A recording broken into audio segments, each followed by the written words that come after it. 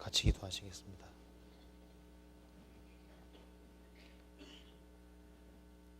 사랑과 은혜가 풍성하신 하나님 아버지, 마땅히 형벌 받을 수밖에 없는 저희를 주님의 흘리신 그 보배로운 피로 구원해 주신 것을 진심으로 감사합니다. 또 세상 사람들이 알지 못하는 복된 소망 가운데 살 수 있도록 도와주신 것도 감사합니다. 저희들 어리석고 연약하고 부족하고 미련하지만 항상 저희를 도와주시고 인도해 가심을 믿고 감사합니다. 주님 앞에서는 그날까지 우리 중에 한 사람도 실족하는 사람이 없도록 자비를 베풀어 주시고, 주님 앞에 섰을 때 칭찬과 영광과 존귀를 얻을 수 있도록 더욱 도와주시옵소서. 우리 주변에 구원받지 아니한 사람들이 너무나도 많이 있습니다. 그 사람들에게 주님의 귀한 복음을 증거할 수 있도록 더욱 도와주시옵소서. 그리고 멀리 해외에서 전도 중에 있는 여러분들이 있습니다. 주님께서 일일이 기억해 주시고 도와주시옵소서. 그리고 마음에 여러 가지 시험을 받는 사람들, 병중에 고통하는 많은 사람들이 있습니다. 주님께서 기억해 주시고 하루속히 치료해 주시고 주님의 영광을 위해 살 수 있도록 더욱 도와주시옵소서. 오늘 모든 시종도 주 성령께서 두루 역사해 주시고 우리에게 필요한 말씀을 허락해 주시고 도와주시옵소서. 예수 그리스도 이름 받들어 기도하옵나이다. 아멘. 예, 성경 히브리서 6장 찾으시겠습니다.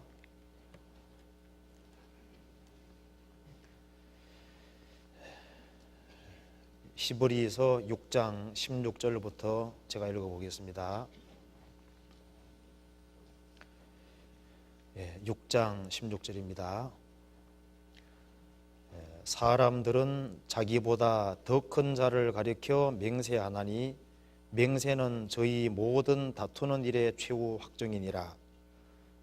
하나님은 약속을 기업으로 받는 자들에게 그 뜻이 변치 아니함을 충분히 나타내시려고 그 일에 맹세로 보증하셨나니, 이는 하나님이 거짓말을 하실 수 없는 이 두 가지 변치 못할 사실을 인하여 앞에 있는 소망을 얻으려고 피하여 가는 우리로 큰 안위를 받게 하려 하심이라.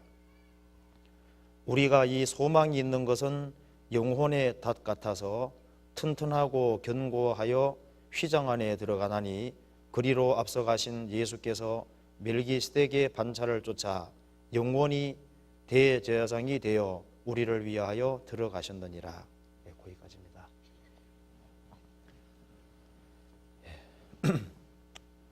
이번에 서울교회 그 대집회가 있어서 많은 사람들이 구원을 받았습니다. 그래서 제가 오늘 말씀은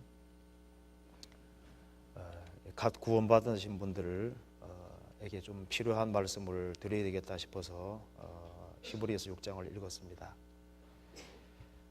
이 히브리서 6장 말씀 중에 특별히 19절 말씀을 같이 한번 생각을 해보겠습니다. 19절만 같이 한번 읽어보겠습니다. 우리가 이 소망이 있는 것은 영혼의 닷 같아서 튼튼하고 견고하여 휘장 안에 들어가나니. 이 말씀 속에 우리가 이 소망이 있는 것은 영혼의 닷 같아서, 구원받은 사람에게 있는 소망은 영혼의 닷과 같아, 이렇게 표현을 했습니다. 소망이 영혼의 닷이라면은 소망은 영혼의 닷 한 부분이라고 말씀하신 겁니다. 소망이 영혼의 닷이라면은 여기에 영혼은 배라는 말씀입니다. 그렇죠? 성경 여러 곳에서 사람의 영혼을 배하고 이렇게 관련을 시켜놨습니다. 그래서 배에 비유된 성도라는 제목으로 제가 한번 말씀을 드려보겠습니다.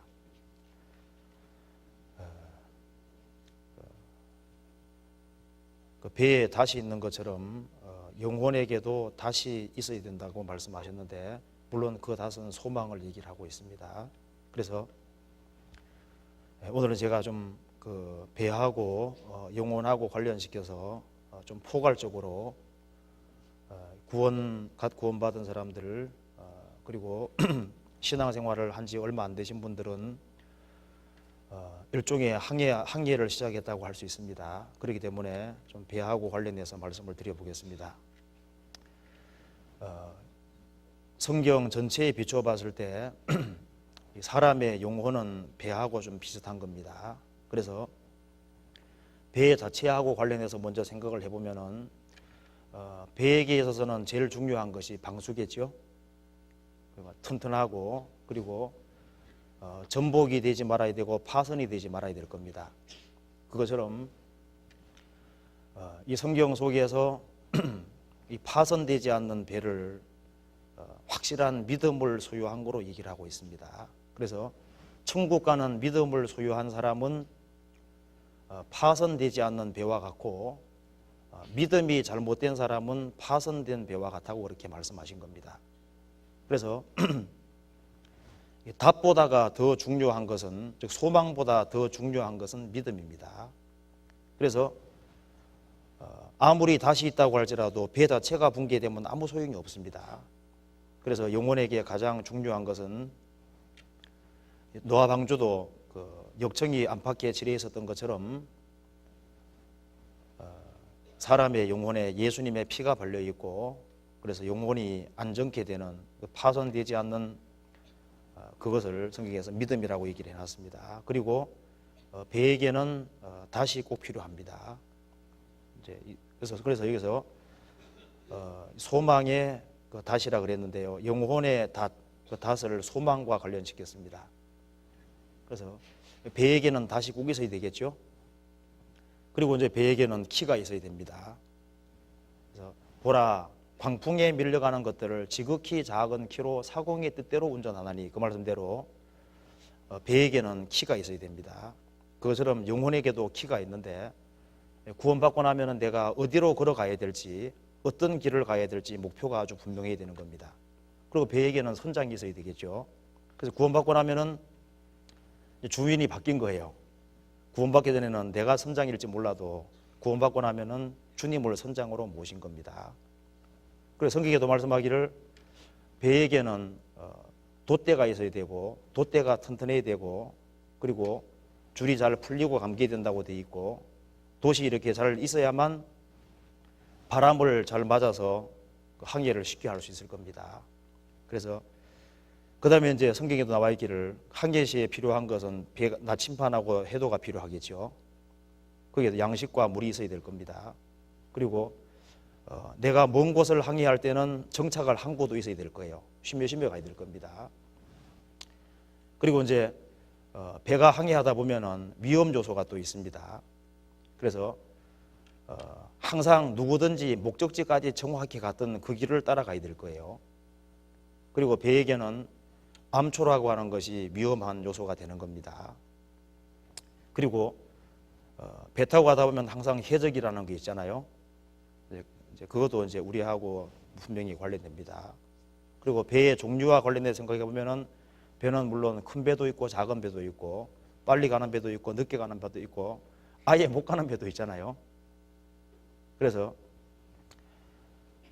배의 종류에 관련돼서도 우리가 한번 생각을 해보고, 그 항해를 다 했을 때, 그때 출발한 상태하고 비교했을 때 정말 영광스럽게 항해를 마치고 들어오는 배가 있는가 하면은 너덜너덜하게 돼가지고 돛대는 다 부러지고 이제 아주 파손하기 직전인 상태로 들어오면 안 되겠죠. 자, 그래서 한번 그런 걸 관련시켜서 영혼하고 배하고 관련시켜서 같이 생각을 해보겠습니다. 그래서 여기에 히브리서 16장 6장 19절에서는 우리가 이 소망이 있는 것은 영혼의 닷 같아서, 그래서 소망은 영혼의 닷과 같고 영혼이라는 배의 단 한 부분에 불과한 겁니다. 자, 그래서 이걸 한번 하나씩 한번 구체적으로 생각해 보겠습니다. 자, 배를 띄울 때는 제일 중요한 것이 일단 물이 안 들어와야 되는 거잖아요. 물이 안 들어와야 되고 장기간 항해하려면 아주 튼튼하고 견고해야 됩니다. 그것처럼 영혼에게 있어서 제일 중요한 것은 내 영혼이 하나님 앞에서 안전하게 되는 것이 제일 중요한 거예요. 그래서 어떤 사람의 영혼이 안전하다고 말씀하셨냐면은 천국 가는 믿음을 소유한 사람이 안전한 거라고 성경에 되어 있습니다. 그래서 천국 가는 확실한 믿음을 소유하지 아니한 사람은 성경에 말씀하기를 파손됐다, 그렇게 얘기를 하고 있는 겁니다. 영혼이 파손된 것은 교회를 아무리 열심히 다닌다고 할지라도 영혼이 구원받지 못한 사람은 파손된 배와 똑같은 거예요. 구멍이 나 있는 배이기 때문에 결국은 침몰할 수밖에 없는 겁니다. 그래서 성경에서는 믿음이 확실하지 않은 사람, 그 구원을 확실하게 받지 아니한 사람은 파손된 배라고 말씀하셨고, 구원을 확실하게 받은 사람은 절대 파손되지 않는 배입니다. 왜? 예수님 피가 발려있기 때문에, 영혼이 절대 파손될 수가 없기 때문에 항상 신앙의 시작은 믿음의 기초에서 세워져야 된다는 걸 분명히 말하고 있는 겁니다. 성경 디모데전서 1장 보시겠습니다.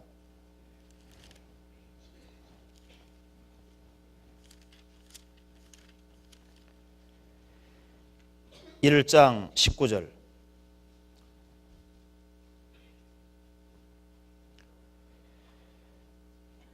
믿음과 착한 양심을 가지라.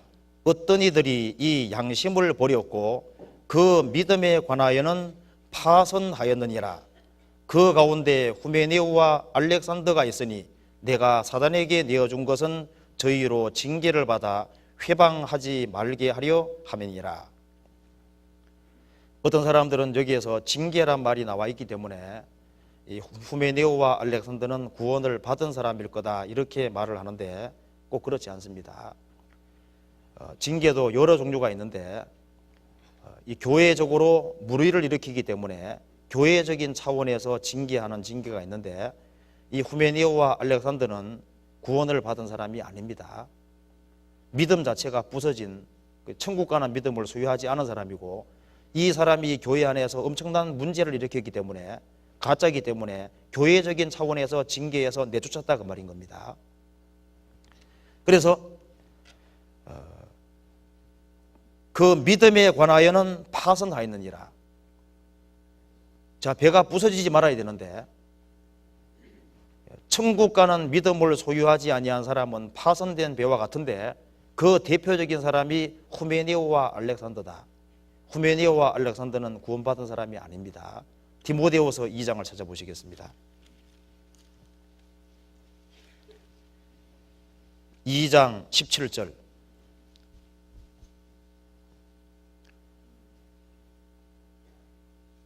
저희 말은 독한 창질의 썩어져금 같은데 그 중에 후메네오와 빌레도가 있느니라.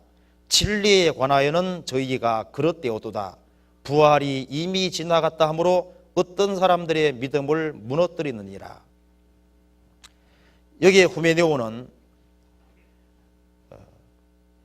그 말하는 것이 독한 창질의 썩어져금 같아, 암과 같아, 그 말입니다.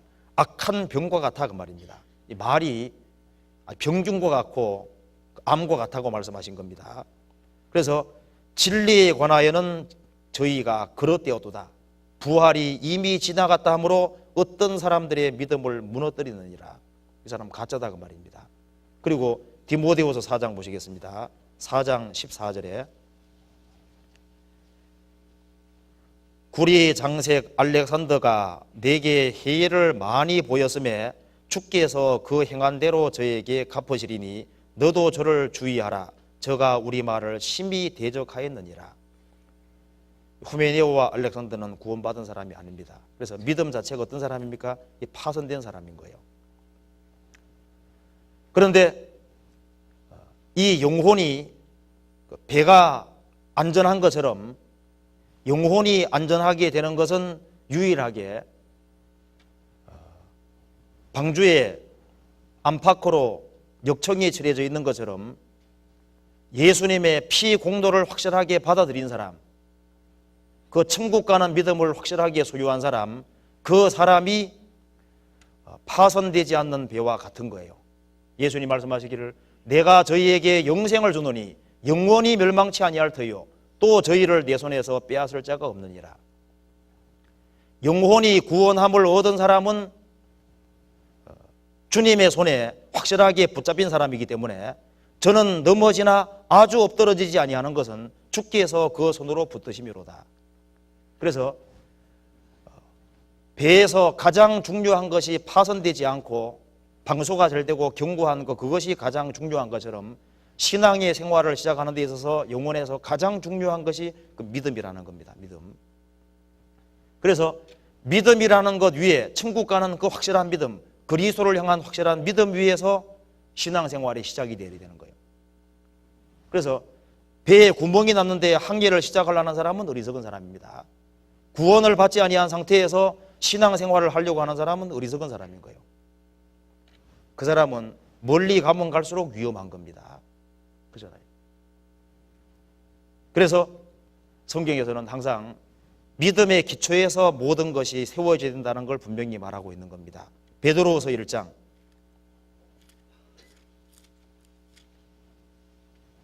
1절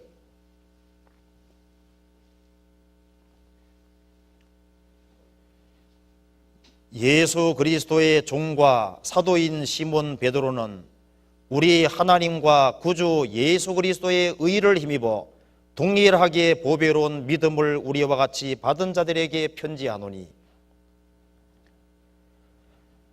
5절부터 7절까지 읽겠습니다. 이러므로 너희가 더욱 힘써 너희 믿음의 덕을, 덕의 지식을, 지식의 절제를, 절제의 인내를, 인내의 경건을, 경건의 형제우애를, 형제우애의 사랑을 공급하라. 동일한 믿음, 보배로운 믿음을 우리와 같이 받은 자들에게 편지한다. 그래서 우리는 동일한 대상을 믿고 동일한 복음을 믿었기 때문에 구원받은 사람들 내용 조사하면 똑같습니다. 그래서 동일한 믿음, 보배로운 믿음을 우리와 같이 받은 자들에게 편지한다. 그래서 그 믿음의 기초에서 믿음의 덕을, 믿음이라는 것이 갖춰지지 않은데 덕을 세우고 지식을 세우고 절제, 인내, 경건, 형제우애, 사랑, 믿음에 기초하지 않고 세우는 모든 것은 다 무너질 수밖에 없는 겁니다. 그래서 믿음이 모든 것의 확실한 기초입니다. 유다서 1장 보시겠습니다. 1장 20절 같이 읽어보겠습니다.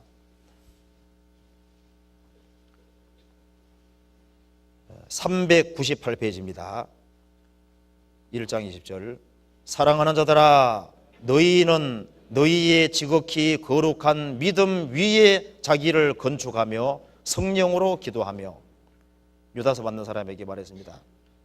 사랑하는 자들아 너희는 너희의 지극히 거룩한 믿음 위에, 천국 가는 그 확실한 믿음, 그 믿음 위에 자기를 건축해라. 그리스도를 통해서 구원을 확실하게 받은 그 확고한 그 믿음 위에 자기를 건축해야 된다. 그렇지 아니하면은 다 무너지는 겁니다. 그래서 답보다가 더 중요한 것이, 즉 소망보다 더 중요한 것이 믿음인 겁니다. 믿음. 고린도전서 3장도 한번 찾아봅시다. 3장 10절에서부터 11절까지 제가 읽어보겠습니다. 266페이지입니다. 내게 주신 하나님의 은혜를 따라 내가 지혜로운 건축자와 같이 틀을 닦아두매 다른 이가 그 위에 세우나 그러나 각각 어떻게 그 위에 세우기를 조심할지니라. 이 닦아둔 곳 외에 능히 다른 틀을 닦아둘 자가 없으니 이 터는 곧 예수 그리스도라. 틀을 닦지 않고 건물을 지으려는 사람은 어리석은 거예요. 예수 그리스도라는 터의 기초에서 건물을 세워야 되는 것처럼 배에게 있어서도 제일 중요한 것이 방수가 확실하게 되고 이제 견고하고 튼튼한 그거 자체가 근본인데, 그래서 믿음을 천국 가는 믿음을 소유하지 아니한 사람은 파손된 배입니다. 밑에 큰 구멍이 나 있는 거예요. 무너질 수밖에 없습니다. 그리고 히브리서 6장 보시겠습니다. 6장 19절에 그 다음에 있어야 될 것이 이게 소망이라고 얘기를 했는데, 그 소망을 배에 다시 꼭 필요한 것처럼 영혼에 다시 필요한데 그것이 소망이라고 얘기를 하신 겁니다. 그래서 히브리서 6장 18절에 이는 하나님이 거짓말을 하실 수 없는 이 두 가지 변치 못할 사실을 인하여 앞에 있는 소망을 얻으려고 피하여 가는 우리로 큰 안위를 받게 하려 하심이라. 우리가 이 소망이 있는 것은 영혼의 닷 같아서, 이 두 가지 변치 못할 사실은 하나님께서 말씀하셨기만 해도 이거는 거짓일 수 없는데, 말씀하신 거기에다가 하나님이 맹세까지 했으니까, 그래서 두 가지입니다. 하나님이 거짓말을 하실 수 없는 이 두 가지 변치 못할 사실을 인하여, 이 성경책은 하나님께서 말씀하신 거기에다가 보증까지 하신 말씀이다 그 말입니다. 그러니까 이 성경은 절대 변할 수가 없고, 하나님이 변하지 않는 한 성경은 변할 수가 없는 겁니다. 이 성경에 나와 있는 신구약의 모든 약속도 변할 수가 없다고 얘기를 하신 거예요. 그래서 앞에 있는 소망을 얻으려고 피하여 가는 우리로 큰 안위를 받게 하려 하십니다. 구원받은 사람 영혼의 가장 큰 위로는 이 성경이 하나님 말씀이고, 이 성경은 불변이고, 이 성경의 모든 약속이 반드시 이루어질 거라고 하는 그 사실, 그것이 영혼의 가장 큰 위로가 되는 겁니다. 이 소망이 있는 것은 영혼의 닷 같아서, 다시 있는 배하고 없는 배가 다르죠. 다시 있는 배는 아주 크고 아주 견고한 다시 딱 내려지면은 배가 그 위치에 딱 있는 겁니다. 그래서 구원받고 난 이후에 소망이 확실하면은 흔들리지 않을 수 있는 거예요. 그래서 믿음 다음에 필요한 것이 여기에 소망이 필요하다고 분명히 말씀하신 겁니다. 다시 있어야만 필요하지 않을 수 있는 겁니다. 그래서 방수되는 것이, 배에 방수되는 그것이 믿음이라면은 소망이라는 확실한 소망은 성경에 다시라고 확실히 말씀하신 겁니다. 예수님이 죽으시고 부활하셨기 때문에 구원받은 사람들도 똑같이 부활합니다. 주님이 영생하시는 것처럼 구원받은 사람들도 주님처럼 되어서 영생한다는 것이 확실한 사실이잖아요. 이 성경 말씀대로 구원받은 사람은 천국에 간다는 것이 확실합니다. 그리고 구원받은 사람은 영원한 기쁨과 영원한 즐거움 속에 살 확실한 소망이 있는 거예요. 그리고 우리를 위해 죽으시고 부활하신 주님을 상봉한다는, 서로 만난다는, 만나서 영원히 같이 산다는 그 확실한 소망이 있습니다. 자, 구원을 받고 난 이후에 이 말씀을 굳게 붙잡는 것은 영혼의 닷을 가지고 있는 것과 꼭 같은 겁니다. 그래서 구원을 받고 난 이후에 이 말씀 자체를 굳게 붙잡을 수 있는 사람은 영혼의 닷을 내리는 것과 꼭 같은 거예요. 그래서 우리가 예를 들어서요, 성경 가운데 로마서 8장 28절 이 말씀은 일종의 영혼의 닷입니다. 하나님을 사랑하는 자, 곧 그 뜻대로 부르심을 입은 자들에게는 모든 것이 합력하여 선을 이루느니라. 그 말씀이 영혼에 뿌리 깊게 박혀 있으면은 어떤 환난과 역경과 어려움이 온다고 할지라도 내가 주님의 뜻 가운데 있으면은 모든 것이 합력해서 선을 이룬다는 걸 확실하게 믿을 수 있는 겁니다. 그래서 이 신구약 성경의 그 약속은, 소망의 약속은 영혼의 견고한 닭과 같아, 그렇게 말씀을 하신 겁니다. 자, 예를 찾아봅시다. 로마서 8장을 한번 찾아봅시다.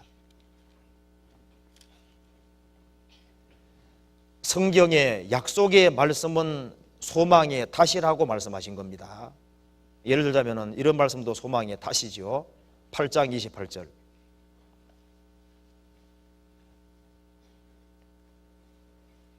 같이 읽어보겠습니다.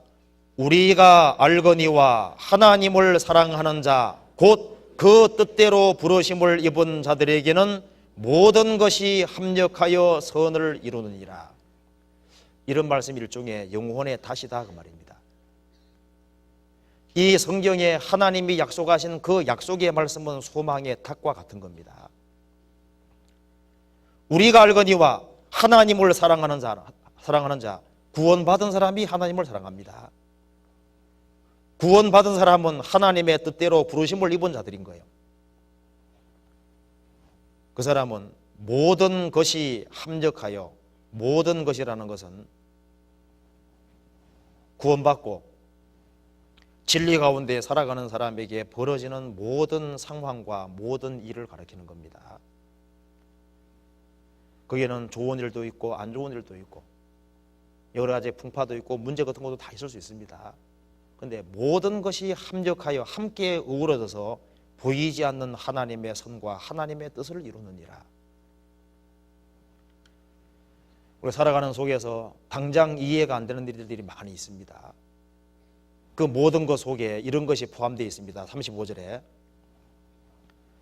누가 우리를 그리스도의 사랑에서 끊으리요? 모든 것 속에는 환난이 포함되어 있는 겁니다. 왜 내게 이런 환난이 있을까? 그리고 공고는 곤란하고 괴로운 일, 또 이 공고 속에 질병까지 포함됩니다. 왜 내게 이런 질병이 오냐, 그 말입니다. 왜 이유 없는 핍박이 오고 기근이나 적신이나 육신적으로 사업이 어렵게 된다든가 육신적으로 굉장히 곤란 중에 빠질 때가 있죠. 위험이나 칼이라고 하는 것은 죽음까지도 가리키는 거예요. 그런데 하나님을 사랑하는 사람, 그 뜻대로 부르심을 입은 자들에게는 모든 것이 합력하여 선을 이루느니라. 세상에서 못 깨달아도 주님 앞에 가면 확실하게 깨달을 수 있습니다. 이런 말씀들은 일종의 영혼의 닭과 꽃 같은 거예요. 사람이 감당할 시험밖에는 당한 것이 없나니 오직 하나님은 미쁘사 너희가 감당치 못할 시험 당함을 허락지 아니하시고 시험 당할 즈음에 또한 피할 길을 내사 너희로 능히 감당하게 하셨느니라. 그런 말씀도, 그런 약속의 말씀도 뭐예요? 일종의 소망의 탓이거든요. 하나님은 신실하시기 때문에 구원받은 사람이 감당할 수 없는 시험은 허락하지 않는다. 그 사람이 도무지 감당할 수 없으면 주님께서 피할 길을 주신다. 그런 말씀은 일종의 소망의 탁과 같은 거예요. 자, 그 말씀 중에 예를 한번 또 하나 들어봅시다. 히브리서 13장 5절에서부터 6절까지도 한번 같이 읽어보겠습니다.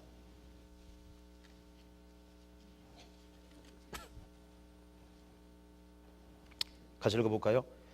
돈을 사랑치 말고 있는 바를 족한 줄로 알라. 그가 친히 말씀하시기를 내가 과연 너희를 버리지 아니하고 과연 너희를 떠나지 아니하리라 하셨느니라. 그러므로 우리가 담대히 가로되 주는 나를 돕는 자신이 내가 무서워 아니하겠노라. 사람이 내게 어찌하리요 하노라. 이런 말씀들이 영혼에 깊이 박혀 있는 사람은 일종의 소망의 닷을 가지고 있는 사람과 꼭 같은 겁니다. 돈을 사랑치 말고 있는 바를 족한 줄로 알라. 주님께서, 우리를 구원하신 주님께서 친히 말씀하시기를 내가 과연 너희를 버리지 아니하고 과연 너희를 떠나지 아니하리라 하셨느니라. 주님이 나를 떠나지 아니하시고 나를 도와주겠다고 말씀하셨기 때문에 이런 말씀들을 굳게 약속의 말씀을 붙잡는 것은 뭐예요? 이건 일종의 영혼의 탁과 같아 그 말입니다. 주는 나를 돕는 자신이 내가 무수하냐겠노라. 사람이 내게 어찌하리요 하노라. 구원받고 난 이후에 하나님께서 약속하신 그 약속의 말씀을 굳게 붙잡을 때 그것은 일종의 영혼의 탓하고 똑같은 거예요. 이사야 41장 우리가 잘 아는 구절도 같이 읽어봅시다. 이사야 41장 10절 이거 외우는 사람들 많습니다. 10절 같이 읽어보겠습니다. 두려워 말라 내가 너와 함께함이니라. 놀라지 말라 나는 내 하나님이 됨이니라. 내가 너를 굳세게 하리라. 참으로 너를 도와주리라. 참으로 나의 의로운 손으로 너를 붙들리라. 이거 약속이잖아요. 성경에 나와 있는 모든 약속은 일종의 소망의 탓입니다. 두려워 말라 이 말은 두려운 상황이 생길 수 있기 때문입니다. 놀라지 말라 이 말은 놀라는 상황이 생길 수 있기 때문입니다. 두려워 말라 내가 너와 함께함이니라. 놀라지 말라 나는 내 하나님이 됨이니라. 내가 너를 굳세게 하리라. 참으로 너를 도와주리라. 참으로 나의 의로운 손으로 오른손으로 너를 붙들리라. 주님이 도와주신다고 말씀하셨는데 무슨 걱정이냐 그 말입니다. 그래서 배에게 다시 있어야 됩니다. 다시 있어야만 이 배가 흔들리지 않을 수 있는 거예요. 떠내려가지 않을 수 있는 겁니다. 구원받은 사람이 훈계를 굳게 붙잡고 말씀을 굳게 붙잡으면 그 사람은 세상으로 떠내려가는 그런 일은 없을 거예요. 그래서 이 성경 속에서 영혼에 다시 필요한데 배에게 다시 있는 것처럼 영혼에게 다시 필요한데 그것이 성경에서 말씀하신 거짓이 없으신 하나님이 약속하신 이 약속, 그 소망의 말씀, 그 모든 것이 일종의 다시라고 말씀하신 겁니다. 그리고 배에게는 키가 꼭 있어야 됩니다. 키가 없으면 어떻게 되겠습니까? 배가 정상적인 방향으로 항해를 할 수 없을 거예요. 성경 야고보서 3장 찾아봅시다. 3장 4절에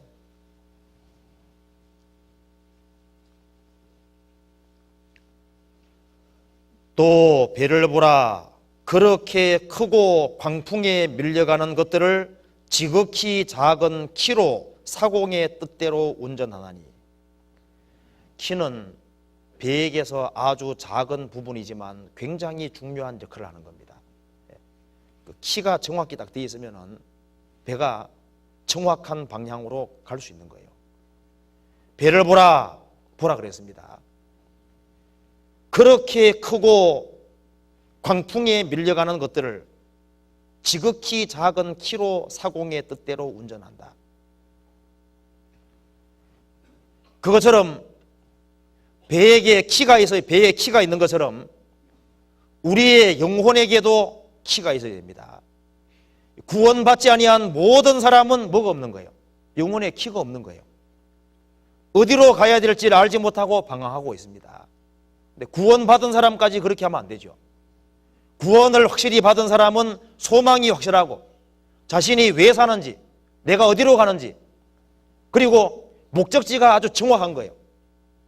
구원받고 나면은 먹든지 마시든지 무엇을 하든지 다 하나님의 영광을 위해 하라.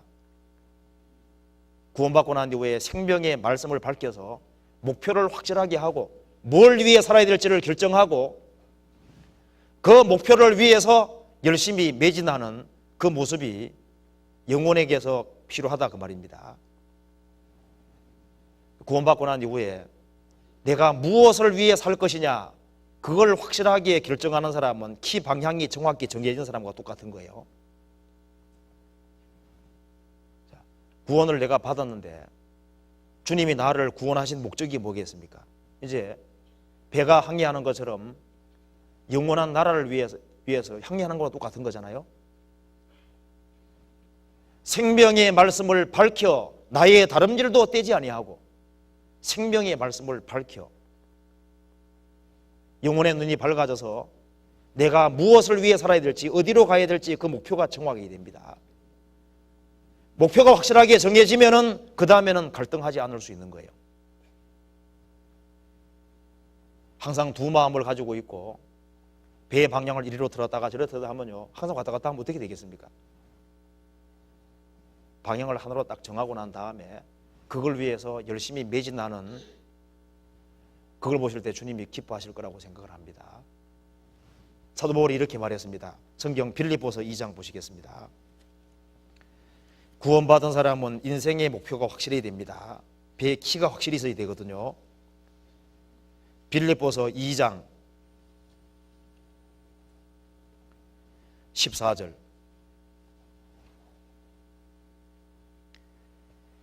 이는 너희가 흠없고 순전하여 어그러지고 거스리는 세대 가운데서 하나님의 흠없는 자녀로 세상에서 그들 가운데 빛들로 나타내며 생명의 말씀을 밝혀 나의 다름질로 헛되지 아니하고 수고도 떼지 아니하므로 그리스도의 날에 나로 자랑할 것이 있게 하려 함이니라.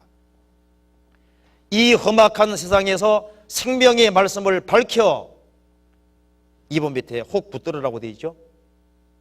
생명의 말씀을 밝혀 생명의 말씀을 굳게 붙잡고, 그리고 나의 다름질로 서지 아니하고 목표를 정확히 잡고 그 다음에 열심히 다름질해야 됩니다.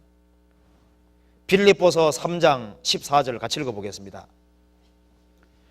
표대를 향하여 그리스도 예수 안에서 하나님이 위에서 부르신 부름의 상을 위하여 쫓아가노라. 표대를 향하여 방향을 확실히 잡아야 됩니다. 물고기도 지느러미와 비늘이 있는 것이 하나님께서 정하다 그랬습니다. 좌우 지느러미는 방향 키와 똑같은 거예요. 꼬리 지느러미는 추진력입니다. 그래서 주님의 뜻이 무엇인지를 알고 그 뜻을 향해서 열심히 달려가는 그런 것이 주님 볼 때 바른 거예요.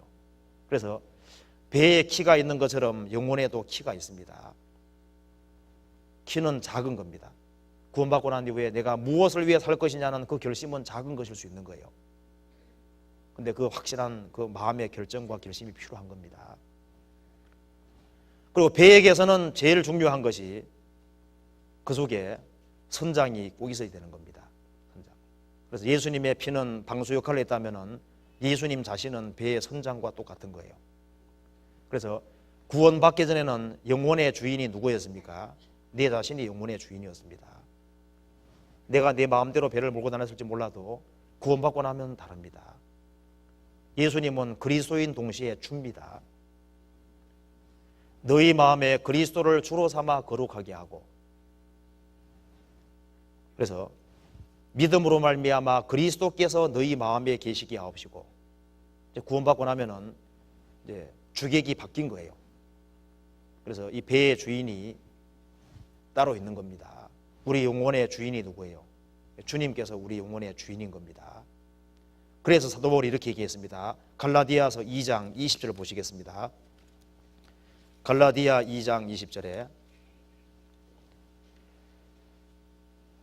2장 20절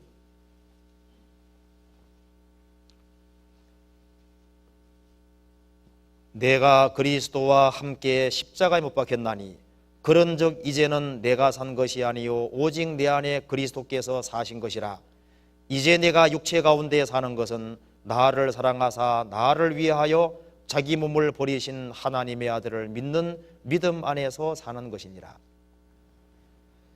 내가 그리스도와 함께 십자가 못 박혔나니 그런즉 이제는 내가 산 것이 아니요 오직 내 안에 그리스도께서 사신 것이라. 배의 선장이다 그 말입니다. 이제 내가 육체 가운데 사는 것은, 사도 바울도 육체 가운데 살고 있습니다.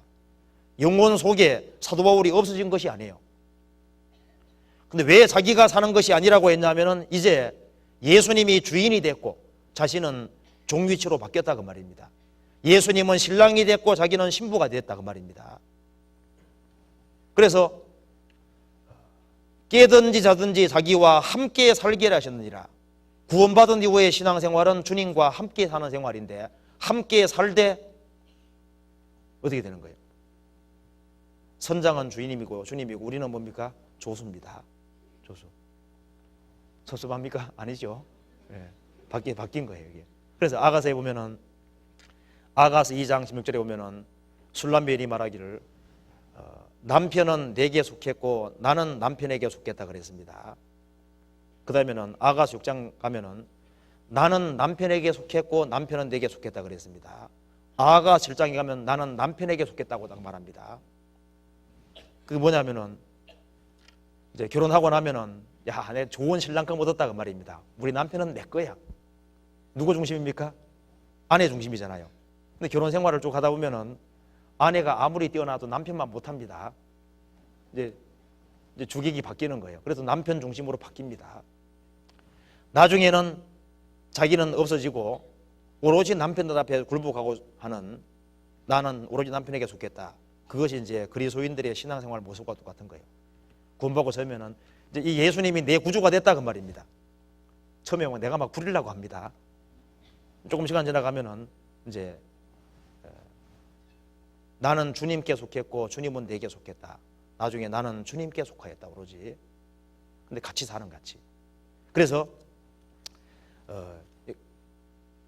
신앙생활에 있어서 일종의 그 영혼은 배를 영혼으로 비유했는데요.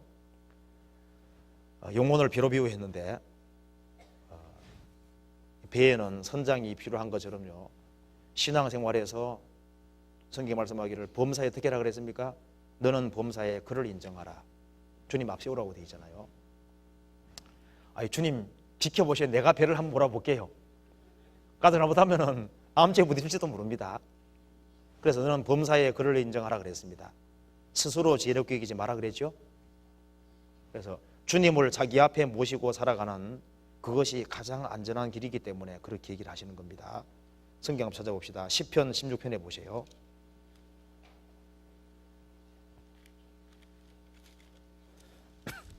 이건 다윗이 한 말입니다.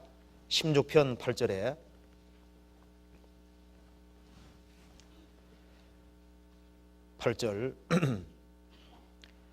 내가 여호와를 항상 내 앞에 모시며 그가 내 우편에 계심으로 내가 요동치 아니하리로다.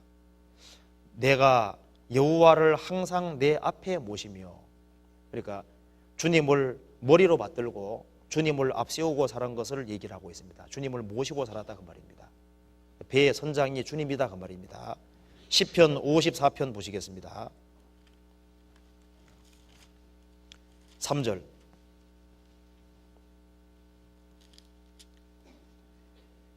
외인이 일어나 나를 치며 강포한 자가 내 생명을 수색하며 하나님을 자기 앞에 두지 아니하였음이니이다.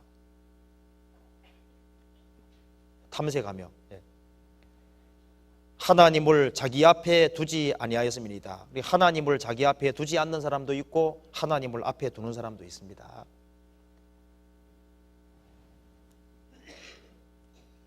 그래서 하나님을 구원받고 난 이후에 앞에 모시고 살아가는 이제 그것이 항해할 때 모습하고 똑같은 거예요. 너는 범사에 그를 인정하라. 그리하면 내 길을 지도하시리라. 스스로 지혜롭게 여기지 말지어다.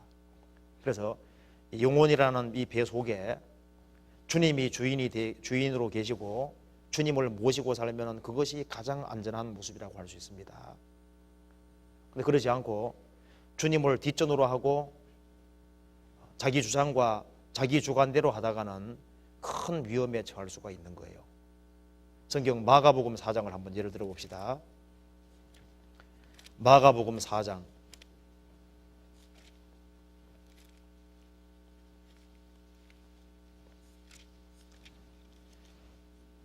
36절 주님을 모시고 가는 배는 안전합니다. 저희가 무리를 떠나 예수를 배에 계신 그대로 모시고 가매 다른 배들도 함께 하더니 큰 광풍이 일어나며 물결이 부딪혀 배에 들어와 배에 가득하게 되었더라. 예수께서는 고물에서 베개를 베시고 주무시더니 제 아들이 깨우며 가로되 선생님이여 우리의 죽게 된 것을 돌아보지 아니하시나이까 하니 예수께서 깨어 바람을 꾸짖으시며 받아들어 이르시되 잔잔하라 고요하라 하시니 바람이 그치고 아주 잔잔하여지더라. 예수님을 모시고 가는 배가 위태해 보였지만은 주님이 거기에 주인으로 계시잖아요. 계시니까 그 배는 안전한 겁니다. 그런데 이런 경우도 있죠. 사도행전 27장 한번 봐봐요. 사도행전 27장. 이건 사도 바울이 아니었으면 죽었습니다, 사람들. 사도행전 27장 9절에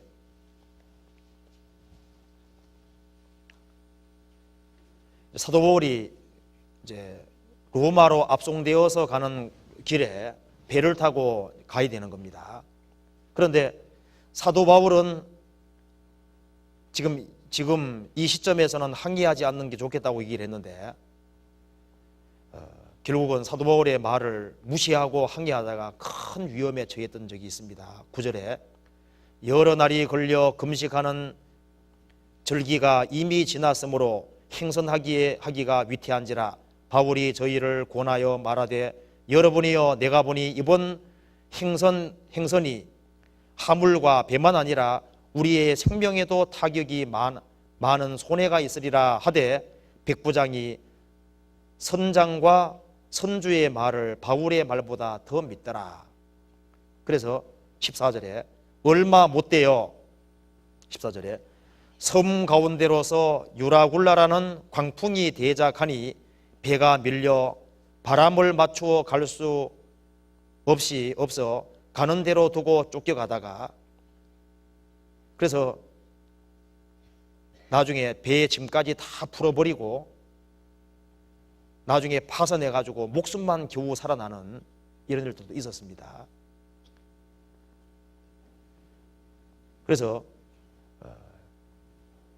구원을 받은 사람이 구원받고 난 이후에 인생을 주님께 맡기지 아니하고 주님을 뒤로 하고 자기 생각과 자기 주장대로 하다가 신앙적으로 큰 낭패를 보고 손해보는 그런 경우가 많이 있는 겁니다. 그래서 제일 안전한 길은 주님 뒤를 따라가는 것이 제일 안전한 길인 거예요. 그러니까 그건 쉬운 길이다 그 말입니다. 쉬운 길. 그리고 배가 항해를 잘하기 위해서는 배에게는 돛대가 있고 이거 옛날 성경은 옛날에 기록된 거니까요. 옛날 배로 이렇게 생각을 해야 됩니다. 지금 현대 배를 자꾸 생각하면 안 됩니다. 현대 배로 생각하면 안 되고 이 성경이 기록당할 당시에 그 배의 바람으로 가는 그 배를 생각해야 되는 거예요. 그래서 이 돛대가 있고 돛대의 줄이 잘 풀리고 감기고 그 돛이 이렇게 있고 그렇게 해야만 바람 받아서 잘 갈 수가 있는 거예요. 그런 성경 구절을 한번 찾아봅시다. 이사야 33장 봅시다. 이사야 33장 23절에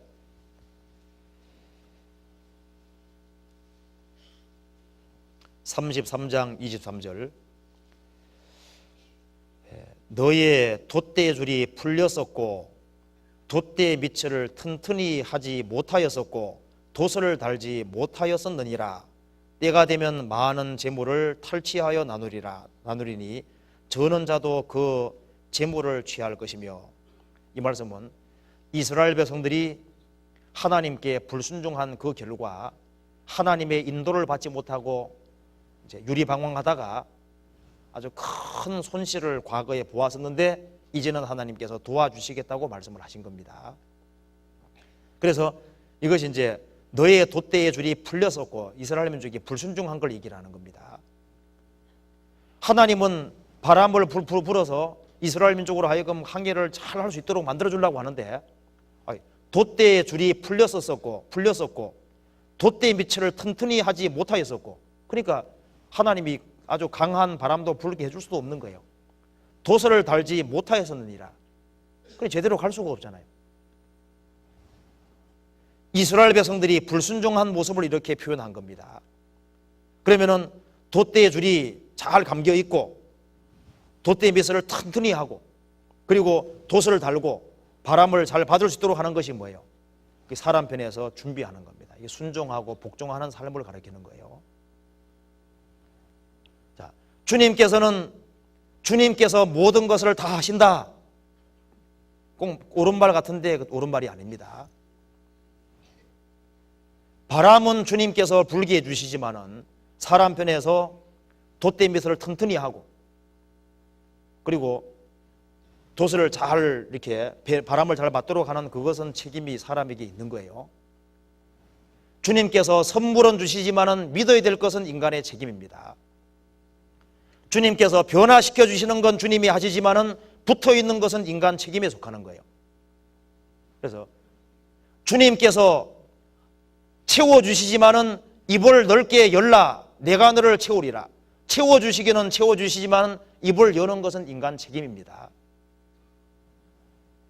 그래서 주님이 모든 것을 다 해주시는 것처럼 그렇게 생각하는 사람이 있는데 그렇지 않아요. 주님이 하시지만은 사람 편에서 기본적으로 해야 될 것이 있습니다. 소화시키는 것은 주님께서 해주시는 거예요. 사람이 밥을 먹으면 자기가 위를 운동시키고 하는 것이 아니잖아요.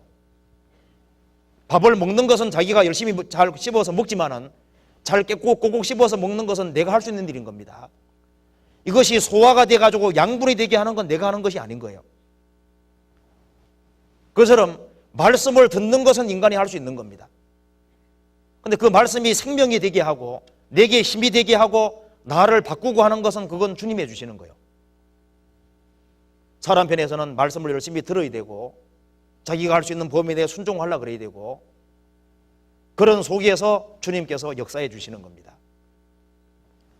그래서 주님께서 모든 것을 다 하신다 그것도 틀린 거고 인간이 모든 것을 다 해야 된다 그것도 물론 틀린 얘기입니다. 생명에 관한 것은 인간이 할 수 없는 거예요. 바람을 어떻게 사람이 불게 할 수 있겠습니까? 근데 돛대미를 튼튼히 하고 돛대를 바르게 세우고 그리고 줄을 잘 이렇게 감고 풀고 돛을 올리고 그건 인간이 할 수 있는 거예요. 그래서 주님께서 다윗을 도와주셨지만은 다윗은 최선을 다해서 피해 다녔다고 되어 있습니다. 사울이 다윗을 죽이려고 할 때 다윗이 나 죽이려면 죽이라 이렇게 한 거 아니에요. 창을 사울이 던질 때 다윗은 최선 다해서 피했습니다. 주님은 도와주셨지만은 다윗은 자기가 할 수 있는 건 다 한 거예요. 사울이 군대 불어서 다윗을 죽이려 할 때 어떻게 했습니까? 다윗은 최선 다해 도망 다녔습니다. 나중에 굴 속에 숨어들어서 그 굴 속에 숨어드는 것까지가 자기가 할 최선인 겁니다. 그리고 말하기를 나는 하나님께 피한다고 그렇게 기도했던 겁니다. 그래서 우리가 이런 데 있어서 오류에 빠지지 말아야 됩니다. 각 구원받은 사람은 까닭 잘못하면은 주님이 모든 것을 다 해주시는 것처럼 해가지고 있잖아요. 인간이 해야 될 기본적인 도리라든가 의무까지 무시하는 그런 경우가 있는데 그건 올바른 것이 아닌 거예요. 그래서 바람은 주님께서 불게 해주시는 겁니다. 그래서 배가 한계를 잘라면 바람을 잘 받아야 되는데 바람을 잘 받을 수 있도록 마음을 주님께로 향하고 하는 건 인간 책임에 속하는 겁니다. 그래서요 예수님의 제자들이 복음을 전하러 가기 전에 주님께서 뭐라 그랬습니까? 먼저 성령부터 받아야 된다 그랬죠. 오직 너희에게 성령이 임하시면 너희가 권능을 받고 예루살렘과 온 유대와 사마리아 땅끝까지 이르러 내 증인이 되리라. 바람을 받는 것처럼 성령의 역사와 성령의 도우심을 받아야만 항해할 수 있는 거예요. 나는 바람 같은 거 필요 없고 내 혼자 노를 저어서 망망대해를 지나가겠다. 얼마나 힘들겠습니까? 바람을 잘 받아야 됩니다. 바람을 받는 것이 어떻게 받는 거냐 그 말입니다. 바람 받는 것이 뭐예요? 성령의 공급을 받아야 된다 그 말입니다. 이 험악한 세상을 우리가 어떻게 통과할 수 있겠습니까? 바람을 받는 것처럼 주님의 성령의 능력과 성령의 도우심을 받아야 되는 거예요. 그 성령이 어디 계시냐 그 말입니다. 주는 영이시니 주의 영이 계신 곳에는 자유함이 있느니라. 주의 영이 어디 계세요? 예수님 당시에는 하나님이 나사렛 예수에게 성령과 능력을 기름부터 하셨는데 예수님이 죽으시고 부활하신 이후에 성령이 어디 계시냐 그 말입니다. 구원받은 사람들이 모인 무리 속에 성령이 같이 계시고 성령의 기름 부음이 구원받은 사람들 속에 같이 있는 겁니다. 그래서 구원받은 사람이 자기를 굴복시키고 사는 사람 두 사람이 있으면 그 속에 주님 같이 있다 그러잖아요. 구원받은 사람들이 모인 무리 속에 주님이 같이 계십니다. 술 취하려면은 술 있는 곳에 가서 술을 마셔야지 술 취하는 것처럼 성령이 있는 곳에 가서 성령의 공급을 받아야만 성령으로 충만해져 그렇게 되는 거예요. 그래서 구원받은 사람들이 모인 무리와 그 속에 주님 말씀이 있고 성령이 함께 하시는 겁니다. 내가 너희에게 이른 말이 곧 영이요 생명이니라. 그래서 이 돛을 바람을 향해서 올리는 것처럼요, 구원받은 사람이 마음을 들어서 위를 바라보고 주님의 도우심을 바랄 때 주님께서 역사하셔가지고 그 힘으로 신앙생활을 계속할 수 있는 겁니다. 이사야 40장 보시겠습니다.